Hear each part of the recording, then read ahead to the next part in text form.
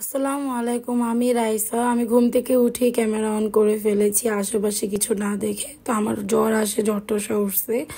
তারপর আমি চা বানাতে চলে গেলাম। এই চাটা একদম অথেন্টিক একটা চা। তো চিন্তা করলাম ঘুম থেকে উঠেছি তো একটু চা বানাই, পাশাপাশি আমার ভাইকেও একটু চা দিই। তো আমি চার পানিটা গরম হওয়ার পর একটু পাতি দিয়ে নিলাম, একটু চিনি মিলিয়ে গুলিয়ে নিলাম। এত রেসিপি দেওয়ার কিছু নাই, চা এটা কমন চা, একটা রং চা, এটা সবাই পারে। তো একটা আস্ত লেবু চিপড়িয়ে, প্লেটটা একদম ইগনোর করবেন, আমি কি বুঝে এই প্লেটের ভিতরে কাপটা রাখছি আমার একদম মনে নেই।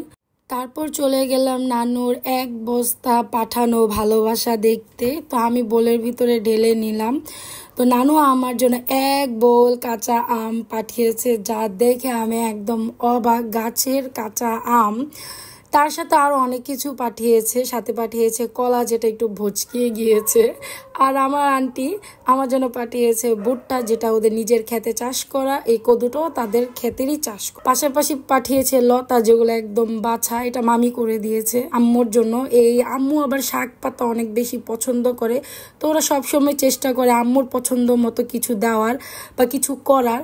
এগুলো আসলে দেওয়া বা করা না, ওদের ভালোবাসা আমাদের প্রতি। তো এইগুলো দেখে আমি অনেক খুশি হয়ে গেছি। আর বিশেষ করে আমটা দেখে, মানে আমার আমের সিজনে আমের ভর্তা না খেলে হয় না।